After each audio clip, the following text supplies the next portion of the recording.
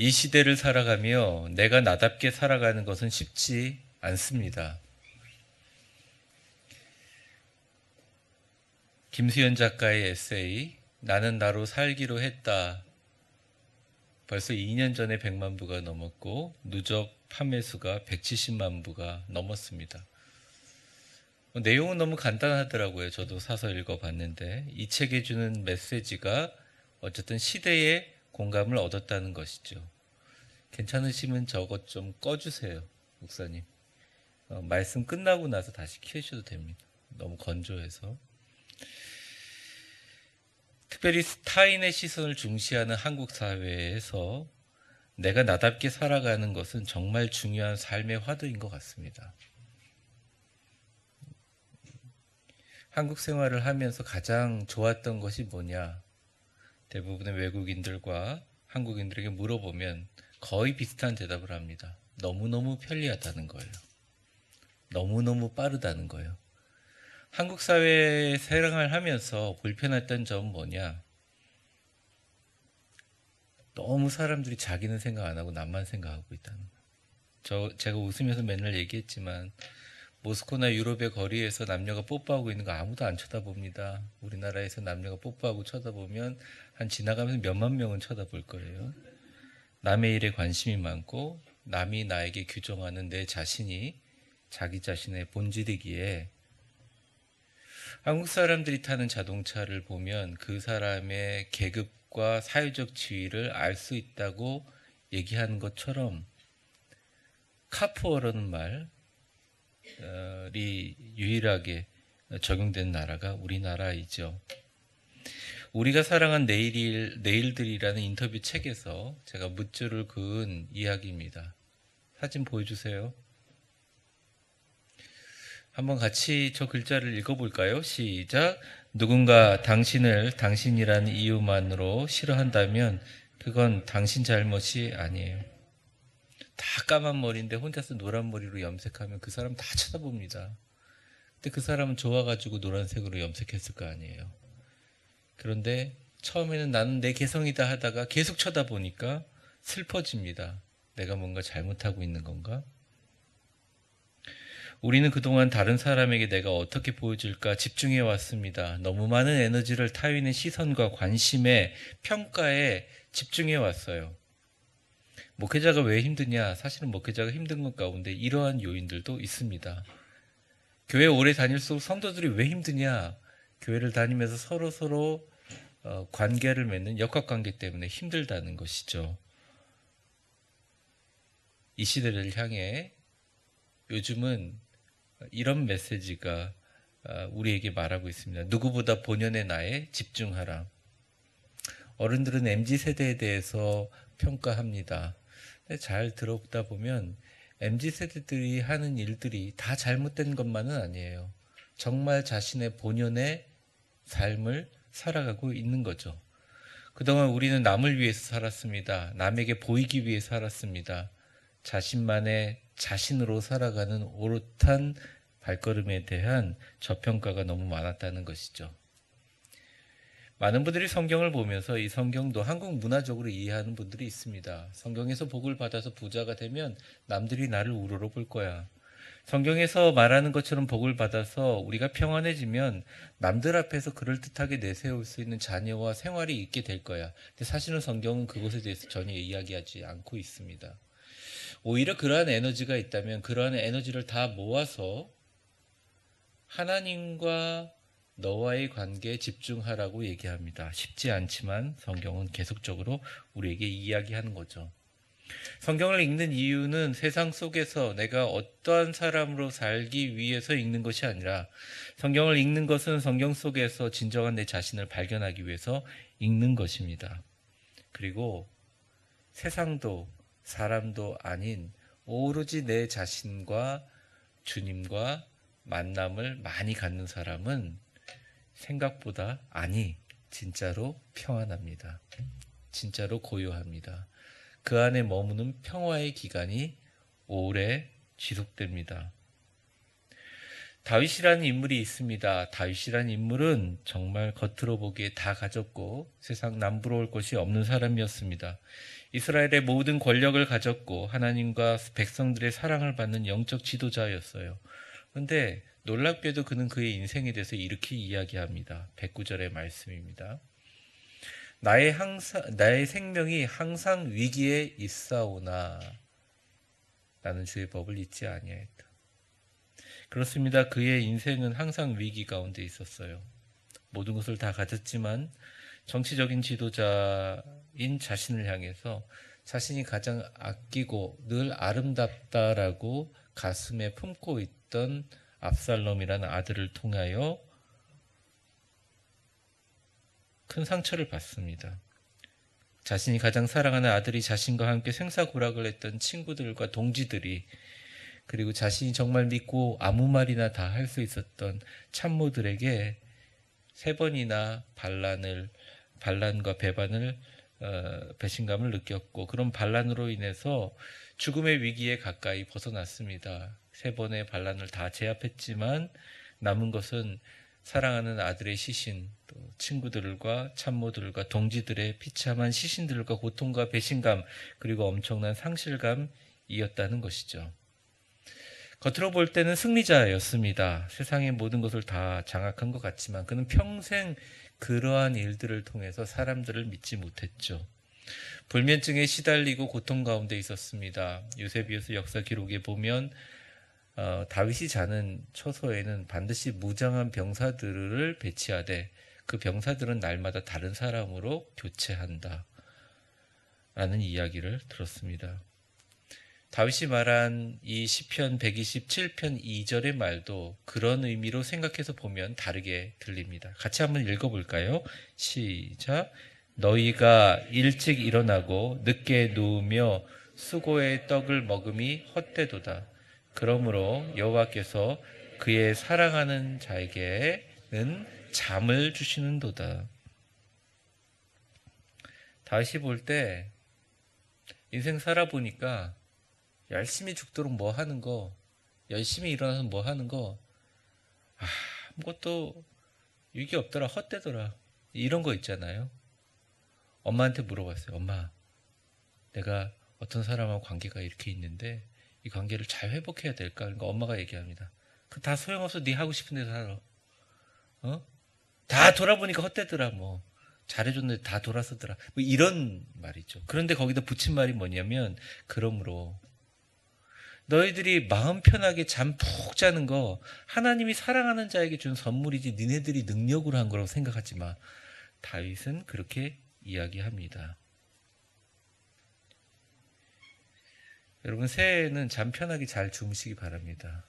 전 세계에서 수면이 가장 부족한 나라가 우리나라라고 하죠. 옆 사람 한번 축복해 보겠습니다. 새해에는 마음 편히 숙면하세요. 이런 축복 인사는 참 드문 것 같은데, 푹 주무시고서 회복되는 매일매일 새로운 날이 되시기 바랍니다. 다윗이 그런데 이렇게 계속 불안하게만 살았나? 다윗은 어마어마한 많은 시편을 썼고 또 위대한 하나님의 사람, 특별히 하나님이 인정한 사람이 되었죠. 그는 자신이 극복하지 못하는 트라우마, 내면의 불안과 고통의 문제를 이렇게 해결했다. 오늘 본문에서 이야기합니다. 어려울 때 하나님의 말씀 앞으로 다시 걸어가라. 어려울 때 말씀 앞으로 다시 걸어가라 라는 제목으로 하나님 말씀 증거 한번 풀어보겠습니다. 본문으로 들어가기 전에 그는 자신만의 불안과 고통과 어려움의 문제에 대해서 성경 속에서 길을 찾았어요. 어떻게 찾았느냐? 첫 번째입니다. 우리 같이 읽어볼까요? 시작. 말씀으로 더 가까이 갔다. 어려울수록 말씀을 읽거나 떠나지 않으려고 몸부림쳤다. 한번 말씀을 한번 읽어볼까요? 이에 대해서 제가 읽어보겠습니다. 나의 생명이 항상 위기에 있사오나 나는 주의 법을 잊지 아니하나이다. 악인들이 나를 해하려고 올무를 놓았사오나 나는 주의 법도들에서 떠나지 아니하였나이다. 검은색 글씨는 다윗의 인생의 위기들이었고, 빨간 글씨는 그 위기를 해결하는 다윗의 영적인 해법이었다는 것이죠. 그 영적인 해법은 아주 간단합니다. 말씀을 잊으려고 하지 않았다. 말씀을 떠나지 않았다. 그냥 한마디로 고통 가운데 몸부림치면서도 말씀으로 더 가까이 가면서 모든 문제를 해결했다라는 것이죠. 사랑하는 성도 여러분, 새해에는 여러분에게 좋은 일들이 많아지기를 바랍니다.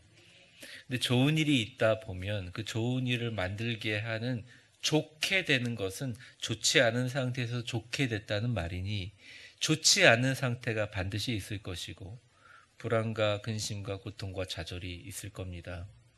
세상을 좀 착하게 살고 선하게 살려고 하는 사람들, 한국 사회에서 고통당합니다. 내면적인 사람들, 어떤 사람이 한 말을 오래 품는 사람들은 깊은 상처를 입습니다. 그리고 그 상처가 생각보다 잘 쉽게 치유되지가 않아요.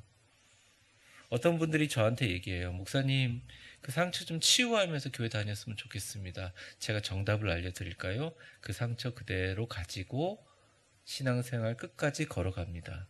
그런데 이 상처가 나의 삶에 방해가 되거나 하나님과의 연결과 복에 방해가 되지 않게 하면서 조절하면서 우리가 걸어가야 한다는 것이죠. 다윗이 말하는 해결책은 아주 간단합니다. 그냥 하나님의 말씀으로 다시 가까이 가는 것입니다. 말씀을 찾아서 더 듣고 그 말씀 속에서 해답을 발견하기 위해서 성경 속으로, 여러분들 같은 경우는 담임 목사 설교 동영상이나 음성 큐티 파일을 열고, 또는 여러분들이 존경하는 목사님의 설교를 듣거나, 아니면 여러분들이 성경을 펴서 말씀 속에 계신 하나님을 다시 만나는 것입니다. 여러분도 다 알다시피 오래전 저도 악인들의 올무와 같은 상황들 때문에 힘들 때가 있었습니다. 매일매일 올무를 걸기 위해서 그들끼리 회의한다는 얘기를 들으면서 저도 아무것도 안 하기가 그래서 어느 날 그 문제를 해결하러 조언을 들으며 운전하며 그쪽으로 가고 있었는데, 갑자기 길에서 있는 지도가 좀 달라진 것 같아서 핸드폰에 지도 맵을 만지다가 조작적인 실수로 제가 그날 카톡에 녹음한 음성 큐티 파일을 손가락으로 우연히 터치하게 되었습니다.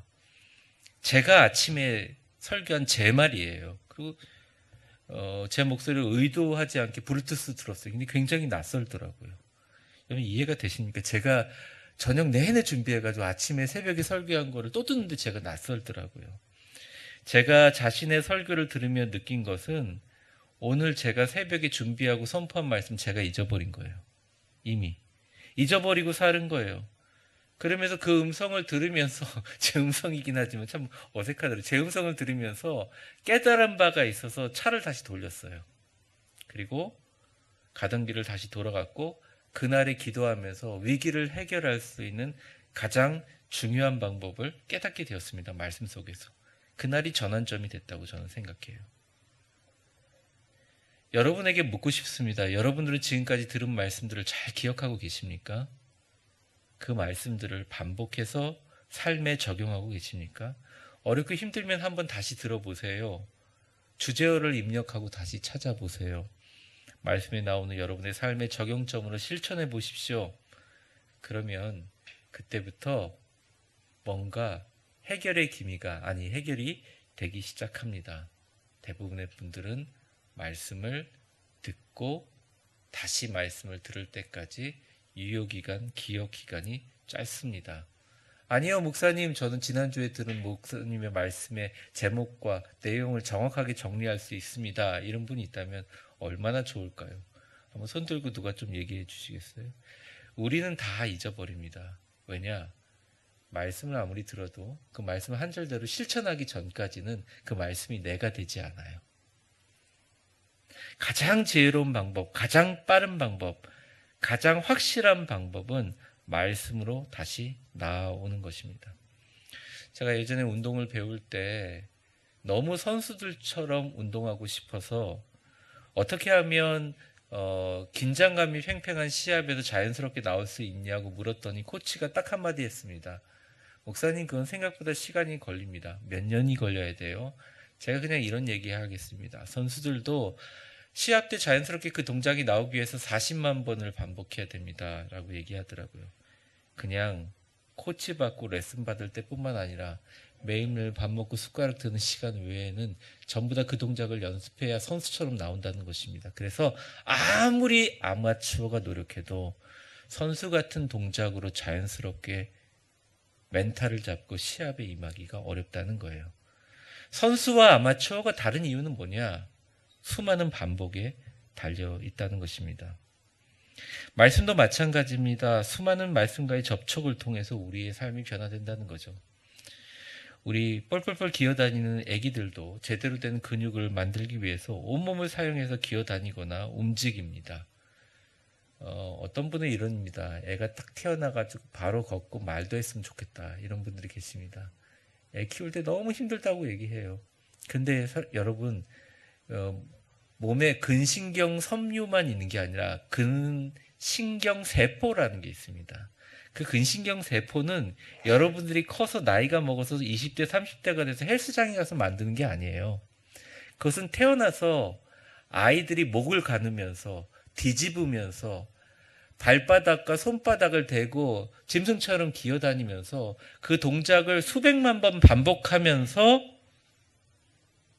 수백만 번의 근육의 저항 운동을 통해서 생겨되는 근신경 운동이라는 거죠. 어릴 적에 많이 누워있고 움직이지 않은 아이를 아유 너무 착하다라고 하면 그 아이의 운동 능력 발달은 한계가 있다는 것입니다. 교회를 시작하면서 음성 큐티를 1470번을 녹음했어요. 같은 본문을 여러 번 했죠. 그런데 지금도 말씀을 펴면 다시 길을 찾습니다. 자꾸 뭘 새로운 것을 하려고 하지 마세요. 일본의 사무라이 검도 1만 번 접었다 펴고 다시 1만 번 차가운 물에 뜨거운 물에 담그는 담금질을 한다고 합니다. 우리 인생도 마찬가지죠. 내 삶이 말씀으로 담금질하는 것을 당연히 여기시기 바랍니다. 우리는 생각합니다. 한 사람이라도 더 전화해서 의견을 물어보자. TV나 인터넷이나 유튜브를 통해서 정보를 찾아보자. 상담해보자. 한 번이라도 내 힘으로 노력해보자. 운동하자. 좋은 것을 먹자. 죽도록 매달려보자. 한번 잔소리도 해보자. 치열하게 고민도 해보자. 밤을 새워가며 우리 아들, 딸 한번 설득해보자. 저는 이런 노력이 무가치하다고 절대 생각하지 않습니다. 이런 노력은 반드시 필요하고 하셔야 됩니다. 제가 이야기하고 싶은 것은 그래도 그리스도인이라면 그리스도인들이 가지고 있는 최고의 무기, 나의 모든 근원적인 문제를 해결할 수 있는 강력하고 신령한 해답인 이 말씀이 왜 항상 늘 마지막 순위에 등장하냐는 거죠. 다 해보고 안 되면 마지막에 기도하는 게 아니라 말씀으로부터 시작하면 훨씬 더 빨라진다는 것이. 우리 사회에 전문가가 많습니다. 상담, 의료, 재무 상담가, 가족 심리, 건강 관리 전문가들이죠. 만일 그들이 제대로 전문가의 일을 감당했다면, 문제를 잘 해결했다면 그 전문가들은 다 굶어 죽었을 겁니다. 근데 그들이 아직도 시대를 초월해서 계속 많다는 것은 한마디로 정확한 진실은 그들은 아무것도 해결하지 못했다는 것입니다. 인간의 모든 문제는 해결될 수가 없어요. 왜 해결될 수가 없느냐? 그 사람의 문제는 그 사람밖에 해결할 수가 없습니다. 왜? 그 사람이 바뀌어야 하는 것이죠. 나는 걱정이 돼요. 나는 경제적으로 어려워요. 우리 아들이 문제예요. 우리 딸이 문제예요. 내 삶에 뭐가 문제예요. 나는 상처받았어요. 저 사람이 문제예요. 사회가 문제예요. 세계가 문제예요. 다 얘기하지만 실제로 그 문제가 새롭게 보이거나 아니면 달라지기 위해서 가장 먼저 변해야 될 것이 우리의 근원이거든요. 우리의 근원이 그냥 형성됐느냐? 어릴 적부터 인지 능력이 있으면서 지금까지 나이 먹은 숫자대로 생명을 가지면서 생성되어 온 나의 근원이 바뀌겠습니까? 바뀔 수 없어요. 세상에 어떤 사람이 조언을 하고 관리를 한다고 해서 관리가 될 수 없는 것입니다. 그런데 유일하게 여러분들을 만드신 하나님만이 여러분들을 관리할 수 있어요.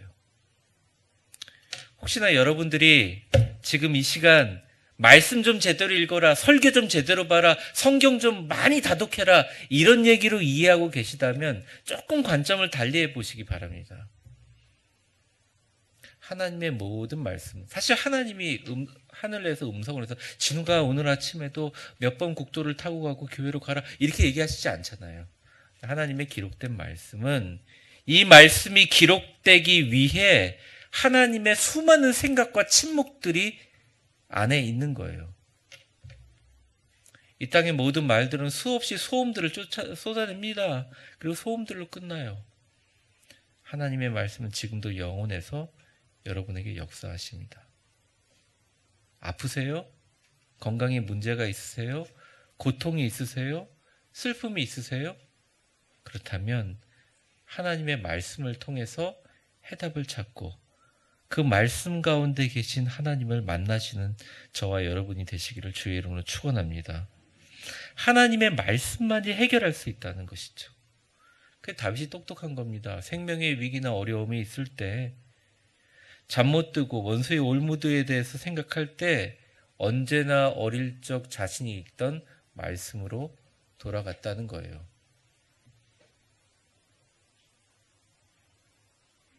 저는 수련회나 어떤 집회에 가서 제가 말씀을 전할 때 막 울면서 강단으로 와서 몸부림치며 기도하는 사람들을 믿지 않습니다. 솔직히 말하면.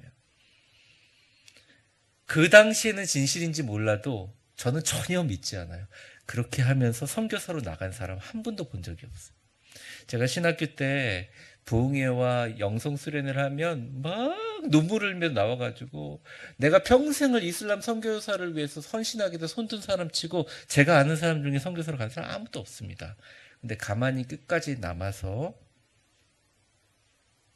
진짜 이게 내가 할 수 있는가 고민하고 고민했던 말씀 한 절 더 쳐다봤던 사람들 아무한테도 드러내지 않고 조용히 지금도 전 세계에 나가서 선교사로 섬기고 있습니다. 삶이 변화되기를 원하세요? 좋은 일들이 계속 생기시기를 원하세요? 말씀이 여러분의 해답입니다. 다윗은 믿을 사람이 아무도 없었어요. 오죽하면 잠자는 숙소에 칼을 든 병사를 돕겠습니까? 처음에는 믿을 사람이 있으니 6개월이 지나니까 다 권력욕에 취해서 반란을 일으키는 거예요. 그래서 다윗이 어쩔 수 없이 사람들과 자기의 이야기를 할 수 없게 되었고 자기 방 안에 우두커니 놓여져 있는 두루마리, 거기에는 창세기, 출애굽기, 레위기, 민수기, 신명기, 모세오경이 있었습니다. 그 말씀을 볼 수밖에 없었어요. 그 말씀을 쳐다보면서 말씀 속에서 길을 찾았고 말씀으로 힘들 때마다 돌아가셨어요. 예수 그리스도의 조상이 되었고 이스라엘 건국의 아버지가 되었고 결국 이스라엘 국기에도 그려져 있는 다윗의 별, 영적인 이스라엘 왕국의 시작점이 되었다는 것입니다. 올해 제일 먼저 할 것, 새해는 이렇게 시작하라. 말씀으로 시작하시기 바랍니다. 반복해서 들으세요. 한 번 들었다고 되는 게 아니라 반복해서 들으세요. 아니 지겨우면 예전 거 들으셔도 상관없습니다. 좋은 목사님 들으셔도 상관없어요. 그런데 반복의 횟수를 줄인다? 교회 주일날 한번 나와가지고 예배 드리는 것만으로 신앙이 완성된다고 생각한다? 내 삶의 문제가 해결된다고 생각한다? 자녀의 문제가 해결되고 생각한다? 그런 억측이 어디 있습니까? 그건 말도 안 되는 이야기입니다. 수없이 크리스찬들은 말씀을 통해서 계속적으로 변화되고 그 말씀으로 인해서 해결점을 찾습니다. 우리 옆 사람 축복하며 이렇게 한번 얘기해 보겠습니다. 웃으며 축복해 보세요. 옆 사람 보면서 말씀으로 계속 더 가까이 걸어가세요. 그러면 하나님께서 움직이십니다. 다윗의 두 번째 방법입니다. 말씀을 즐거워하고 실천하려고 마음을 기울였다. 다윗에게 말씀이 위안이 되고 새 힘이 된 것은 부정할 수 없는 엄연한 사실입니다. 새해에는 여러분도 그렇게 되기를 바랍니다. 근데 문제는 이게 습관이 되기 되게 힘들다는 거예요.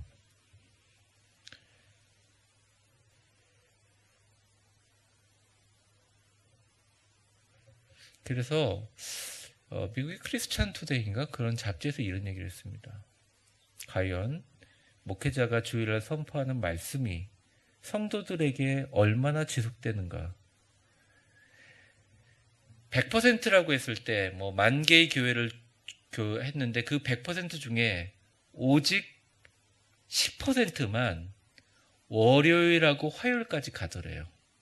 미국에는 수요 예배가 없잖아요. 그런데 그 말씀이 수요일을 넘어서 목요일까지 가는 교회들은 메가처치가 됐더라는 거예요. 너무 재밌는 게 제가 이제 지금까지 담임 목회자로 4번째인데 담임 목회를 하면서 제가 그냥 일반 성도들한테, 셀 리더들한테 수요일날 모임을 가지면서 지난주 설교 말씀 제목이 뭐였죠? 아무도 대답 못합니다. 여러분 대답할 수 있죠? 저기 다 붙여 있으니까. 그쵸? 나가는 순간 잊어버리는 거예요. 그냥 나가는 순간 너무 빠르게 잊어버리는 거예요. 하나님의 기록된 말씀의 축복이 나에게 임하지 않는 것을 방치하는 거죠. 사랑하는 성도 여러분, 밑빠진 독에 물 붓는 것 이제 그만 해도 될 것 같습니다. 새해에는 말씀이 습관이 되고 그 말씀 가운데 걸어가야 해요. 근데 오늘 다윗처럼 말씀이 즐거움이 되고 말씀이 행복하여지려면 어떻게 해야 되는가? 다윗은 이 문제에 대해서 111절에서 112절에 이렇게 이야기합니다. 같이 읽어보죠. 시작. 주의 증거들로 내가 영원히 나의 기업을 삼았사오니 이는 내 마음의 즐거움이 됨이니라. 내가 주의 율례들을 영원히 행하려고 내 마음을 기울였나이다. 마음의 즐거움이 되기 위해서 마음을 기울였다. 컵에 물잔에 물을 담습니다. 그런데 기울여야 제가 먹을 수 있습니다. 마음을 기울였다는 것은 마음을 쏟았다는 것이죠.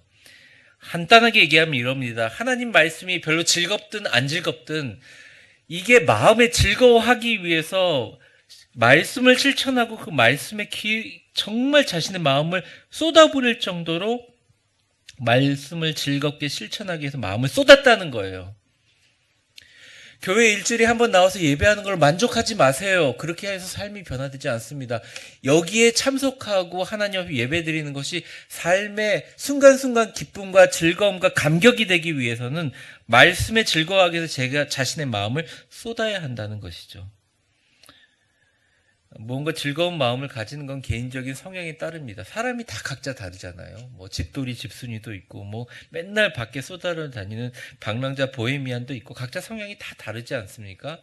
그래서 원래 그 사람이 좋아하는 일만 하고 사는 사람은 아무도 없어요, 이 세상에. 자기가 원래 좋아하는 것도 굉장히 개별적이고 제한적입니다. 근데 대부분의 사람들은 각자 삶에서 지금 이 순간 여러분의 마음에 즐거움이 된 것들은 삶을 통하여 반복적으로 학습된 것이에요. 저희 부부가 예전에는 고양이를 너무 싫어했습니다. 저희 장모님은 고양이한테 공격을 당해서 고통당한 적이 있어서 저희 아내는 고양이를 무서워했고 저는 저희 어머님이 반려동물들을 너무 싫어했어요. 그런데 미국에 살았는데 미국이 뭐 다 크잖아요. 달도 크고 네? 채소도 크고 쥐도 큰 거예요. 쥐가 그냥 이만한 진짜 제가 그 쥐를 잡은 걸 봤거든요.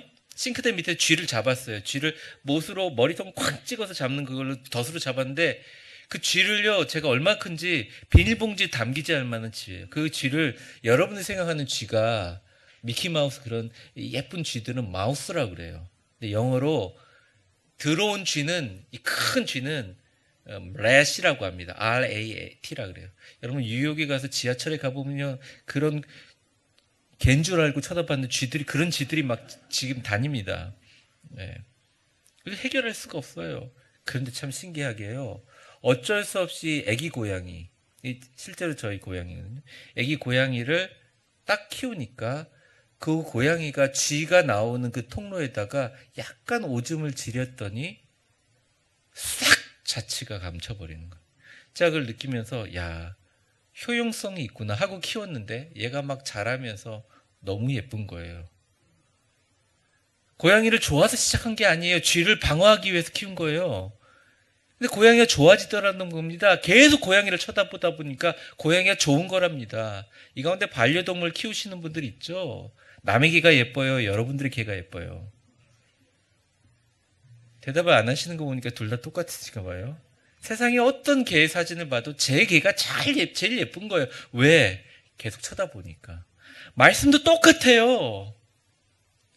왜 하나님 기도하는데 삶이 변화되지가 않죠? 왜 나는 마음이 불안하죠? 잘 되고 있는데도 마음이 불안하고 힘들 때도 마음이 불안하고 매 겪는 일에 상처를 받고 어려움이 있을까요? 나는 왜 길을 찾지 못할까요? 순간순간 절망이 될까요? 있을 때 그동안 말씀을 많이 읽었다고 생각하시는 분들조차도 다시 말씀을 실천하고 즐거워하려고 귀를 기울이고 달겨들을 때 그때부터 우리 마음에 즐거움과 좋아하는 마음이 생기는 진리라는 것입니다.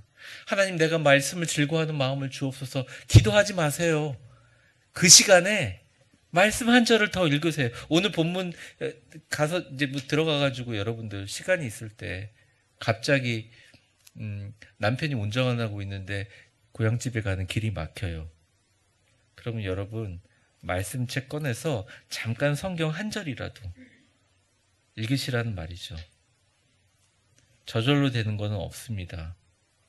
계속하는 과정을 통해서 말씀이 내 삶에 스며들고 그 말씀이 진짜 여러분의 것이 됩니다. 그리고 능력이 된다는 것이에요. 왜? 다시 말하지만 하나님의 말씀은 그분의 깊으신 뜻과 수많은 그 말씀을 하기 전까지 생각하고 여러분들을 사랑하고 여러분들을 위해서 십자가에 달리신 예수님의 피 보혈값을 치룬 하나님의 보이지 않는 거대하고 위대한 침묵이 그 안에 들어있기 때문입니다. 말씀을 정리하겠습니다. 너무 오늘 설교는 간단해요. 어려운 일이 있잖아요. 말씀으로 다시 들어가세요. 힘든 일이 있잖아요. 말씀으로 다시 걸어가시기 바랍니다. 하나님의 말씀은 어두운 밤길을 쓸쓸하고 고독한 오솔길을 불안과 걱정과 근심으로 걸어가고 있는 우리의 인생길 위에 비치고 내 발의 등입니다. 그것을 여러분들 고백하며 말씀을 듣습니다.